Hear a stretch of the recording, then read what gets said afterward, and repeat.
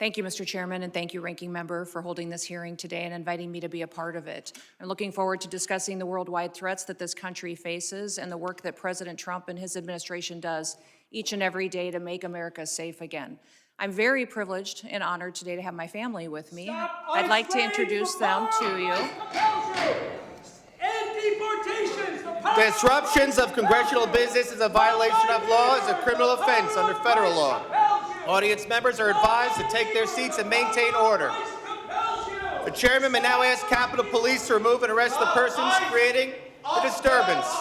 Get ICE off our streets! Stop terrorizing our community! Get ICE off our streets! Stop terrorizing our community! Get ICE off our streets! Stop terrorizing our community!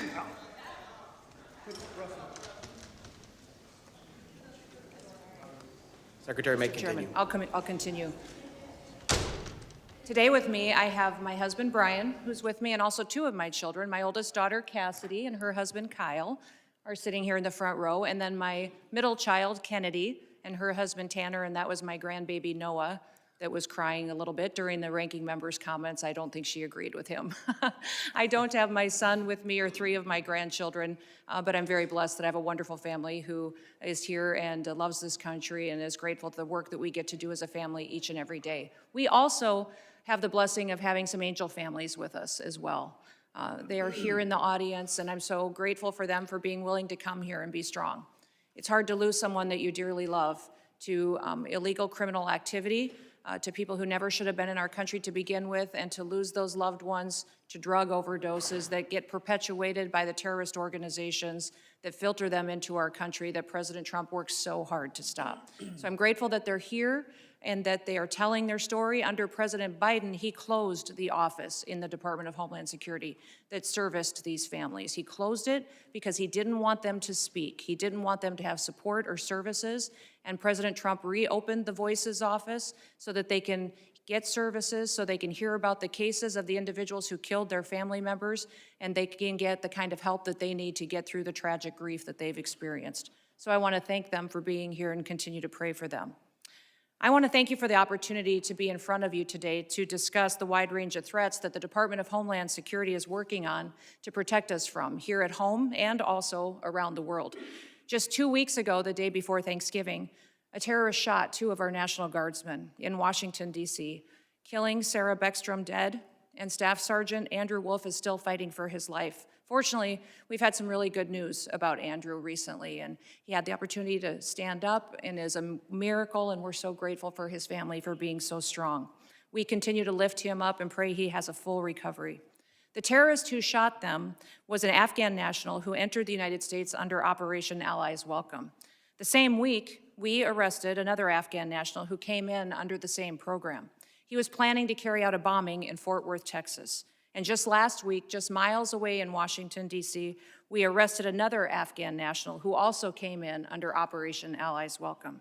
That individual provided support to the Islamic State of Iraq and ISIS-K and weapons to his father, who was a commander of a militia group in Afghanistan.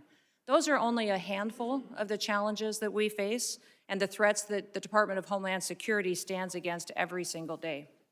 Under President Trump's leadership, DHS is securing our borders, we're restoring the rule of law, and we're protecting the homeland. DHS is eradicating transnational organized crime and the stopping of deadly drugs from continuing to be funneled into our communities. We're ending illegal immigration, returning sanity back to our immigration system, and we're defending against cyber attacks against our critical infrastructure. We have sent a strong message to criminal illegal aliens that we will find you, we will arrest you, and we will deport you. Our message has resonated to over 1.5 million illegal aliens who have gone home on their own voluntarily. At the same time, we as a country are still dealing with the mistakes, the errors, and the willful disregard of the last administration.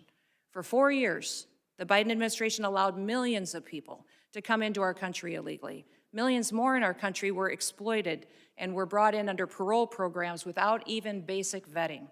As a result, we've seen terrorist attacks and heinous crimes committed against American children and families by criminal illegal aliens and violent perpetuators who should have never been allowed into this country in the first place.